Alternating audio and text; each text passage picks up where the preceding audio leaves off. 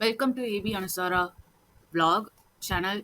Today we are going to see about the candidate and the HR reality. But in this video, we are mainly focusing on the HR view.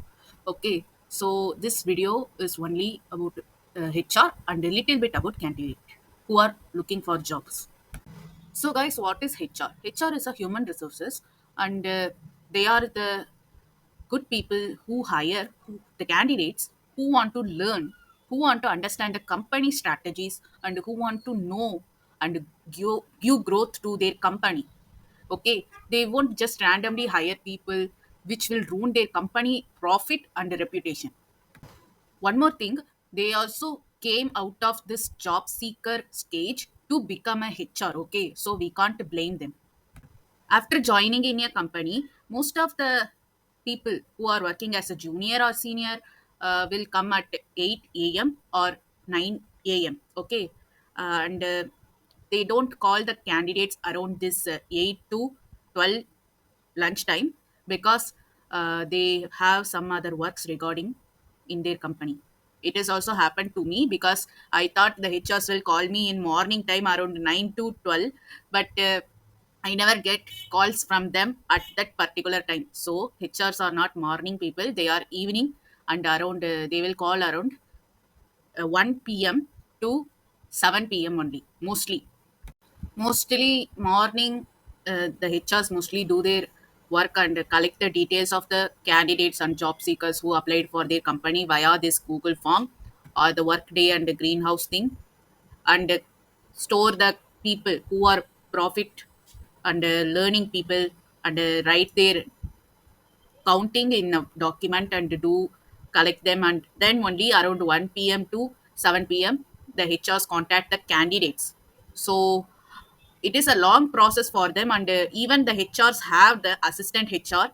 Even HRs apply and see the LinkedIn and North Korea and other job portals of yours, and you also need to confidently write around 200 words for questions like expected salary, current salary, your experience, what are the project you have done so far, like that you have to write in that particular questions.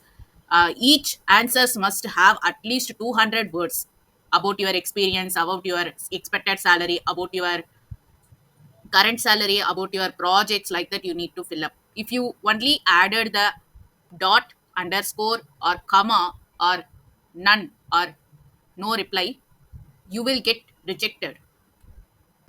Mostly HRs contact you via the mobile itself. They will observe your conversation, whether you are talking in confidence words, like that, they will observe it. And also they will do some live to live interview also, if you are confident in talking in mobile and you are confident in talking in face to face interviews, and confident in explaining the questions that they ask. After talking with the HRs, when they say thank you, we will contact you, like that, you can ask them. Some companies won't do that, but you can ask the candidate. As a candidate, you must ask them to send a email with their company email address to verify that it is you from the real company itself. So the HR sometime will send a company email, like example, um, the HR name at the company name dot com, like that they will send mostly. But some companies won't do that. So you need to be asked, because it is so important for you to collect details that you have applied for this company, and the next time you won't, you'll apply again, and you will not apply again. It's your choice also. Most of the candidates should have seen the job post of the person who posted it, to with the SEO code like interested apply, and they will say enter apply or interested if you want the link for this job post, like that they will mention. And most of the people do the interested as a comment and apply as a comment below. So what happened means most of them never get the job when they are doing like this. Even I also did the same. So, and I will say that these are written by a content writer, okay, not the real person. And we can also see that most of the content writers here are not officially hired by the company. even the HR are not doing this purpose, even the assistant HR are not applying or posting these type of jobs. Only some of the scammers and some content writers are doing this, so you need to be alert about them. The scammers and the content writers are doing this for a commission only. So some people do this on purpose, some people don't know what they are doing. Actually, I want to share one more thing. I am actually did some courses in Python and a Node.js thing, which is a basic one and advanced one for it in Udemy itself.